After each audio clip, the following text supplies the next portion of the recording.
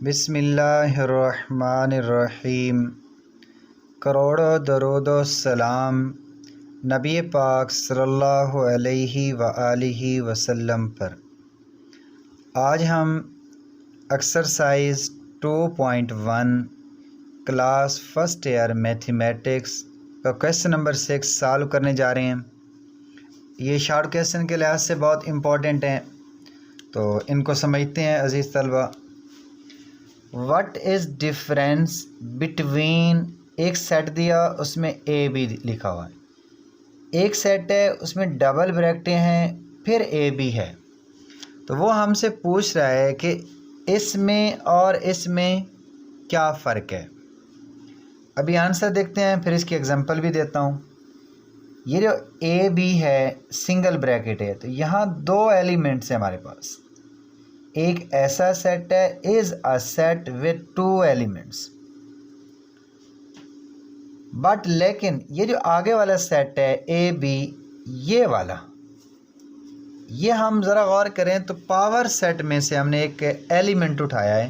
तो एक सेट है जिसमें क्या है, ये वाला एक एलिमेंट है। ये एक सेट है जिसके अंदर दो एलिमेंट्स हैं। ये एक सेट है जिसके अंदर एक एलिमेंट है, is a set with one element. ज़रा ये हम एग्जांपल देखते हैं बेटा। ये अब मेरे हाथ में देखो, ये कितनी चीज़ें हैं, 1 2 3 और 4, 4 चीज़ें हैं।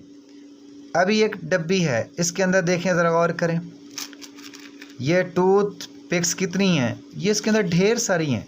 लेकिन अगर ये चीज़ें मैं हाथ में लेके खड़ा हूँ, मैं आपसे पूछता हूँ कि अज़ीज़ तलबा ये कितनी हैं, तो आप कहेंगे सर ये आपके हाथ में 4 चीज़ें हैं। अगर ये मैं आपने हाथ में लेके खड़ा हूँ, आपसे पूछता हूँ कि बेटा मेरे हाथ में क्या है, आप कहेंगे सर आपके हाथ में एक डब्बी है। तो यही चीज़ है कि ये वाली एक डब्बी के अंदर बंद है, ये एक एलिमेंट है, चाहे उसके अंदर ये डब्बी के अंदर देखो ना सलाखें कितनी सारी हैं, ढेर सारी हैं, लेकिन ये चीज़ क्या काउंट होगी, एक होगी। ये वाली मेरे हाथ में है, ये 4 चीज़ें हैं, 2 चीज़ें हो सकती हैं, तो ये वाला इस तरह। अब हम बेटा क्वेश्चन नंबर 7 करते हैं। Which are the followings are true and which are false. हमें ये कुछ सेट दिए हुए हैं, वो कह रहा है इनमें से बताएं कौन से ट्रू हैं और कौन से फॉल्स हैं। 1 2 इक्वल 2 1, ये दोनों एक जैसे सेट हैं, तो बिल्कुल ठीक है, ये ट्रू है।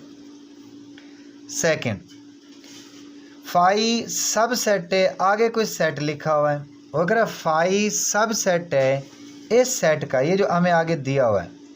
तो याद रख लें बेटा कि 5 हर सेट का सब सेट होता है।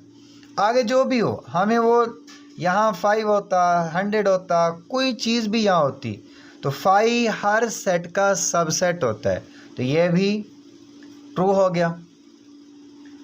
अब यहाँ हमें फिर वही पहले वाला क्वेश्चन की तरफ जाना होगा। यहाँ ए बी जो 2 ब्रैकेट्स के अंदर बंद है, तो यहाँ एक एलिमेंट के अंदर तौर पर आ रहा है। अब वो कह रहा है ये वाला जो है ये एक एलिमेंट है इस सेट का, ये एक सेट है जिसके अंदर ये क्या है, ये जो ब्रैकेट्स के अंदर लिखा एक एलिमेंट है। अब अगर ये एलिमेंट सब सेट है इस सेट का, तो याद रख लें ये जो एलिमेंट है, एलिमेंट हमेशा सेट को बिलोंग करता है। फॉर एग्ज़ाम्पल ये ऐसे लिखा होता कि हमारे पास ये सेट है 1 2 3, अब यह 1 भी एलिमेंट है, 2 भी एलिमेंट है, 3, हम इसको ऐसे लिख सकते हैं 1 belongs to 1 2 3, 2 belongs to 1 2 3, 3 belongs to 1 2 3। Set जो होता है वो सबसेट हो सकता है, लेकिन एलिमेंट हमेशा बिलोंग करता है।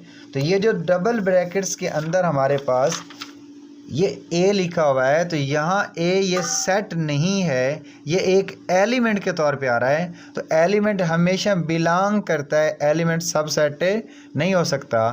तो ये वाला हमारा क्या हो गया, फॉल्स है।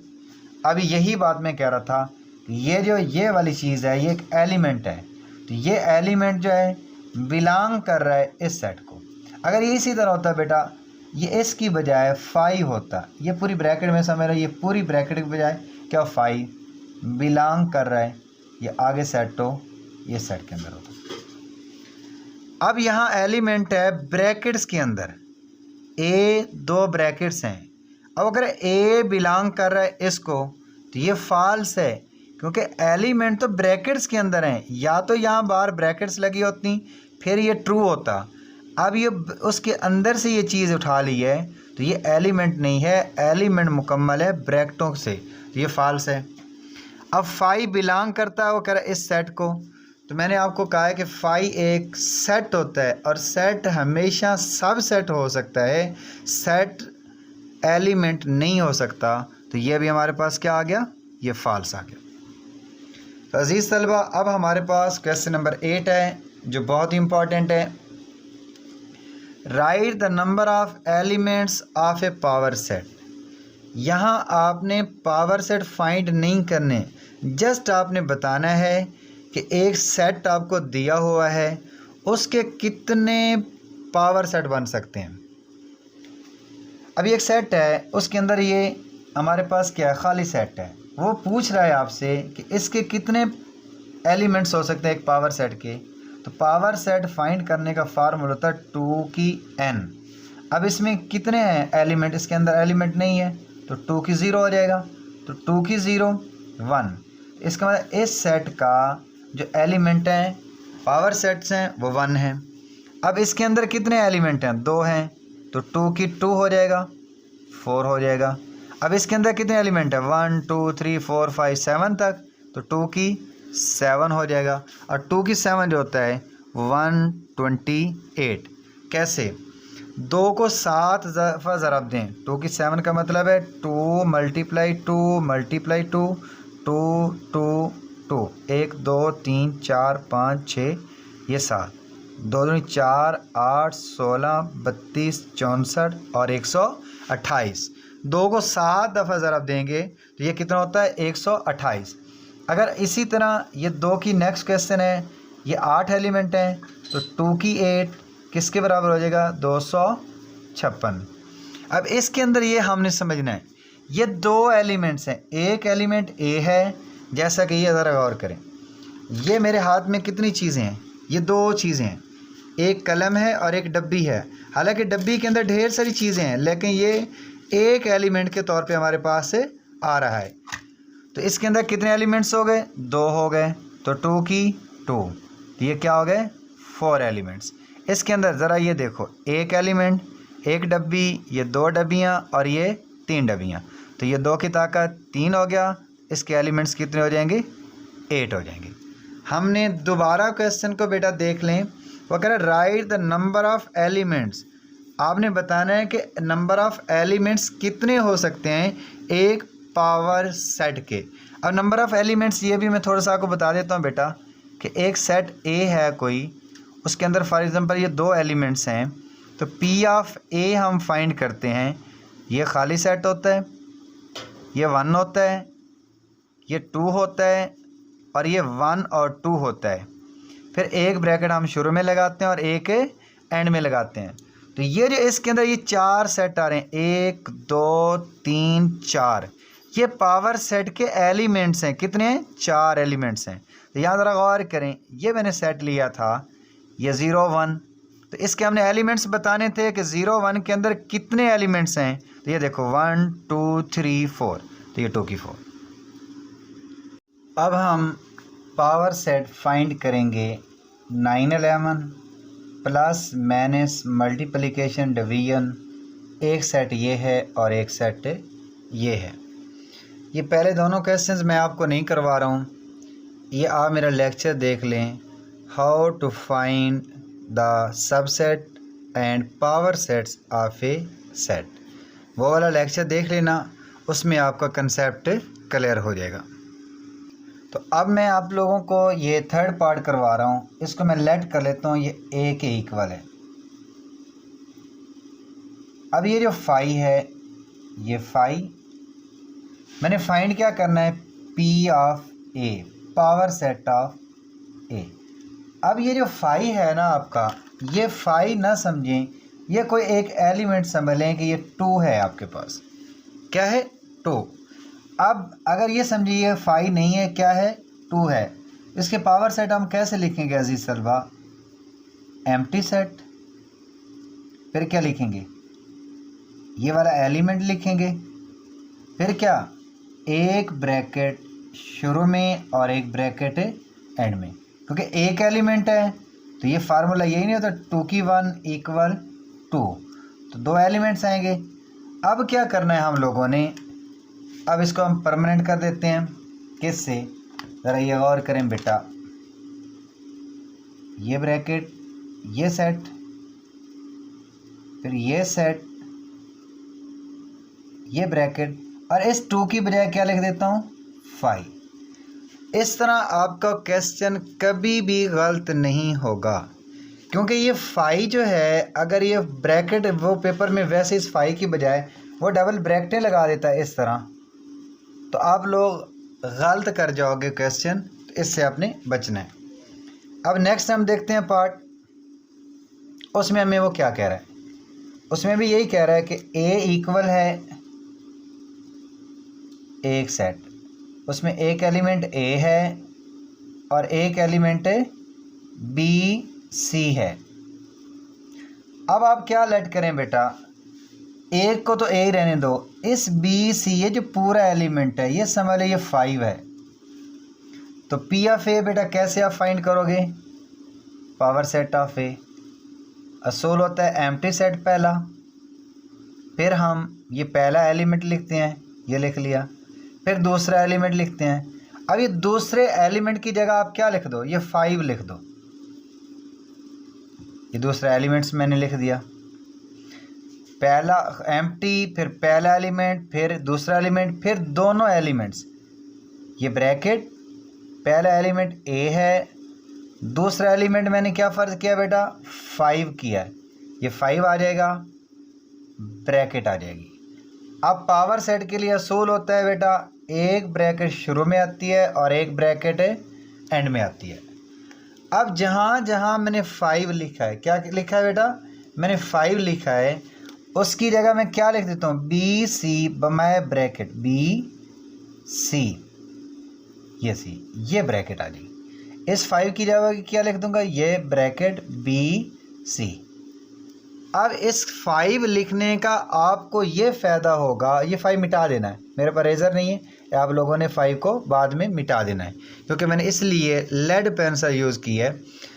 तो अब अगर आप लोग यहाँ 5 या कोई नंबर फ़र्ज़ करके इसको नहीं सॉल्व करते हो, तो यहाँ जैसे ब्रैकेटें बहुत ज़्यादा आ रही हैं, आप लोगों से क्वेश्चन गलत होने के चांसेस ज़्यादा हैं। अब हम इस एक्सरसाइज का लास्ट क्वेश्चन कर रहे हैं, question number 10, which pair of sets are equivalent, which of them also equal. कौन कौन से सेट्स इक्वल हैं और कौन कौन से इक्विवेलेंट हैं। अब इक्वल सेट और इक्विवेलेंट्स को हम लोगों ने पढ़ा हुआ है।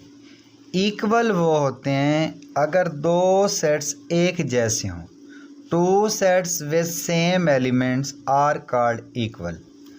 और इक्विवेलेंट सेट्स वो होते हैं अगर दो सेट्स के दरमियान एलिमेंट्स की तादाद इक्वल हो या उन दो सेट्स के दरमियान 1 to 1 कॉरस्पॉन्डेंस हो। अब यहाँ देखते हैं पहला सेट क्या है, ए बी सी, दूसरा सेट है 1 2 3, तो ये बड़ा आसान सा है। अब देखो ये 1 1 कॉरस्पॉन्डेंस होगी, ए मिल जाएगा 1 से, बी मिल जाएगा 2 से और सी मिल जाएगा 3 से। तो ये हमारे पास 1 to 1 कॉरस्पॉन्डेंस हो गई। तो ये पहला सेट क्या हो गया, equivalent sets. Set of first 10 whole numbers, पहले 10 होल नंबर्स का सेट। दूसरा हमें वो दिया 0 1 2 3 डाटे डाटे 9, ये भी पहले 10 होल नंबर्स हैं। जो डिस्क्रिप्टिव फॉर्म में लिखा हुआ है वो भी पहले 10 होल नंबर्स हैं। तो ये वाला सेट इक्वल सेट्स हो गए। Set of angles of quadrilateral A B C D, आपके पास एक क्वाड्रिलेटरल है, क्वाड्रिलेटर का मतलब 4 कोनों वाली बंद शक्ल है। अगर उसके एंगल्स ये देखो 1 2 3 4 एंगल्स हैं, एक सेट एंगल्स का है, set of sides of A same quadrilateral और उसी क्वाड्रिलेटर की साइड्स ये देखो 1 ये 2 ये 3 ये 4। साइड अब और चीज़ होती है, एंगल्स और चीज़ होती हैं, लेकिन दोनों की तादाद इक्वल है, तो ये इक्वल नहीं है, इक्विवेलेंट सेट्स हो गया।